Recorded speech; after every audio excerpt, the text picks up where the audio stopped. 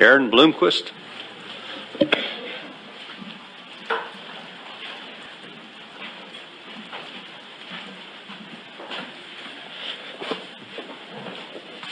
Chairman, members of the board, my name is Aaron Bloomquest. I'll be referring to my public comments, written comments, PC 419.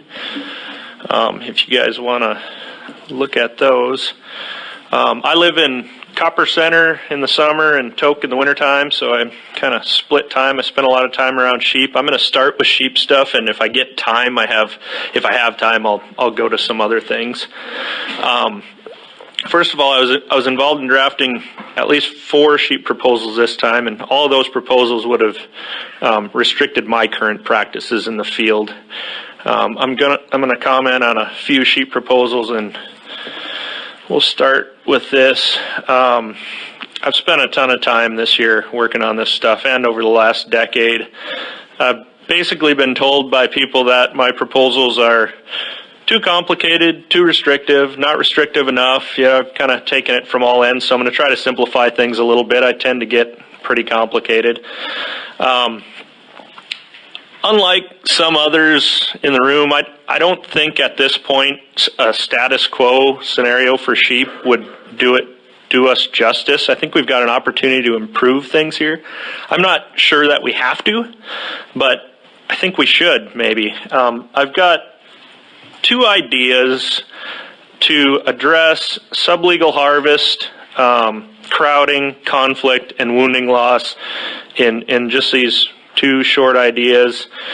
And right now we've got the lowest average age of sheep harvested ever in history, and any proposal to address this is pretty desirable to me.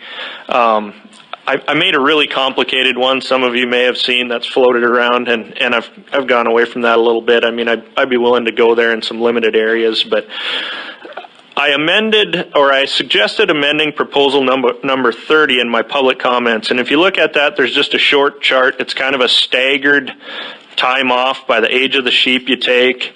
The chart is for residents, but I think you could do the same for non-residents and just slide it up 4 spots. So you'd start with a 4-year break and go from there for non-residents.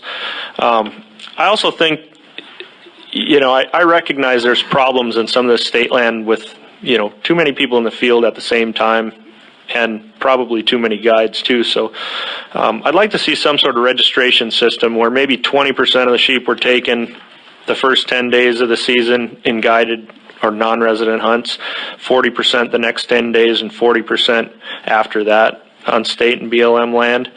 I also support the resident youth hunt. I really don't think there's a downside to it. I've been running it through my head. I just can't think of any real reason not to do it. I'll talk about proposals 21 through 26 a little bit. I think we need some language in there, if we're going to keep it, to make something enforceable for the troopers. And that language I would suggest is from August 8 to September 20. Avoid using aircraft to make multiple consecutive passes over a sheep or a group of sheep. And I think that's really easy for a guy to get on video. You give it to Lieutenant Fussy, he can make a case on that. Right now, it's pretty tough to make a case. I oppose the resident Head Start proposals. As stated earlier in the meeting, erroneously, there was no agreement on a 5-day Head Start at the sheep working group. There was at least 4 people that were against it, and I think there was only 18 people in the room at the time. Over half the room had left, especially a lot of guys from Fairbanks that are opposed to it. These cause 4 problems. Number 1, they'll increase crowding due to more people choosing the early time period. They'll increase conflicts due to areas being filled up where when the residents come in, they're going to have no place, or non-residents come in, we're going to have no place to go other than on top of the people that are already in the field, maybe in traditional areas that others have used. It's a disproportionate burden on the Brooks Range because there's weather limited shorter season up there, and it's going to increase take.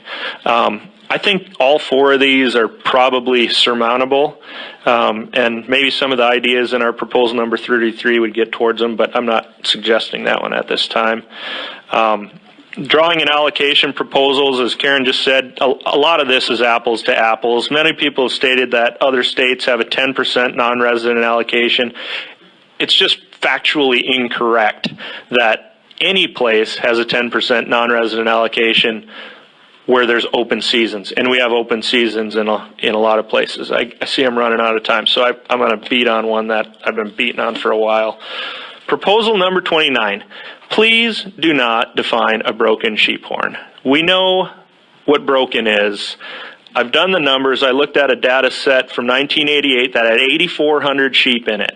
And of the sheep that were under 8 years old and broken on both sides, which that's what made them legal, it's 0.6% of all the sheep that are sealed. Not 6%, 0.6%. And then you have to ask yourself, how many of those sheep are marginal?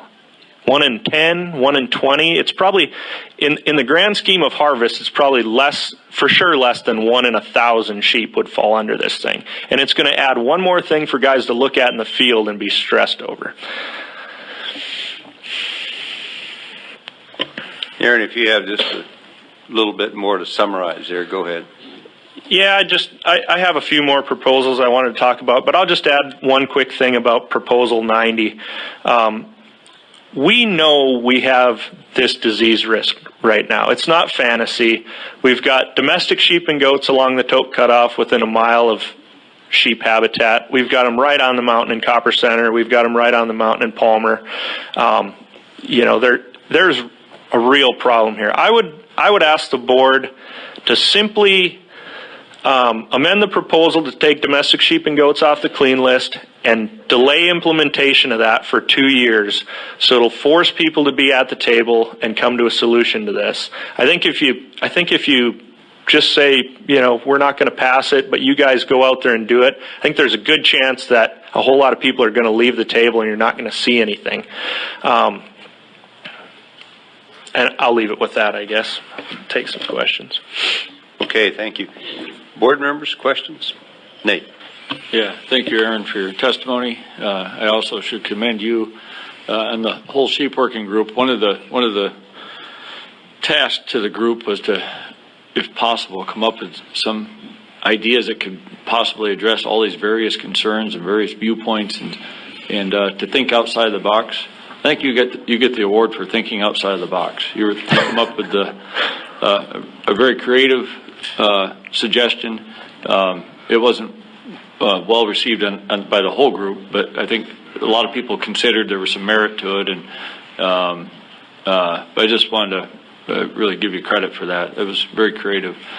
You come up with all sorts of ideas. Some of them are great, and some of them, I lost my mic there. No, I'm just kidding. Actually, you're a very creative person. I want to commend you for that.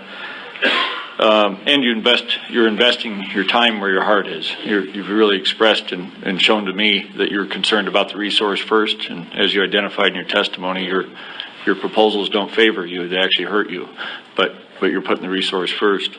Do have two specific questions. One, you said to amend the proposal on the clean list for domestic sheep and goats and delay. What do you mean amend? You mean the proposal's got a few stipulations in it about barriers and testing and that kind of stuff, and I'd just like to see it simply take domestic sheep and goats off the clean list without any of the rest of that stuff in there, because we've heard that maybe the department doesn't have a permitting process right now or any of that kind of thing, and just delay the implementation, and maybe even put a caveat in there that if we come to a good, well thought out collaborative agreement, in 2 years that'll just sunset, just go away. But I want to see something hanging out there to force action on this problem.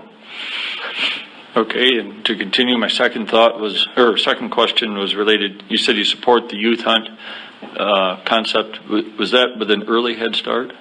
Yes, yeah. As written, I think it's the 1st through the 5th. I support it as written for resident youth, or I think they had something in there about youth from outside if they were with a resident parent, as written. Okay, thank you. Any other comments, questions? Dave? Aaron, on 207, on the multiple pass amendment that you suggest, do you think that would satisfy a lot of the complaints, the resident hunting complaints we've had, as far as not being able to get up into sheep country and safety and things like that? Yeah, I think it would. I don't think it's going to solve. Actually, I know it's not going to solve all of the complaints. I mean, we went through an exercise at the sheep working group where we were talking about it, and we got right down to what is currently illegal. Flying past a sheep to the point that it runs over the mountain, and there was one or two guys that couldn't even agree that should be illegal. But I guess the way I think about this, I don't want to make laws basically imposing a value judgment on the hunting public.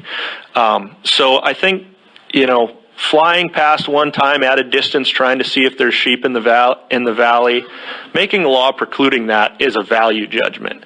But when it comes to what actually affects other hunters on the ground, that can detrimentally affect other hunters on the ground, I think you guys absolutely have the responsibility to dive into that and say, if you're going to be up there messing around and disturbing other hunters, you should do something about it. And I think that language, the Commercial Services Board is working on something similar. It's actually more extensive than that because it applies to all animals. But I think that language would solve that problem, and it would make it enforceable. That's the biggest, toughest beef maybe with what you've got now, is it's hard to enforce. Any other questions? Nate? Yep. Your last comment prompted another question. I missed the last Commercial Services Board meeting. There was some changes, or were they proposed changes to the ethics in regards to use of aircraft? Yeah, there were some changes, and that language is fairly similar to where they ended up with that. They weren't drastic changes compared to maybe what you've seen in the last few months. It was just moving commas around, I think, maybe splitting it up a little bit. Okay, I'll look into that. Thanks. Any other comments, questions?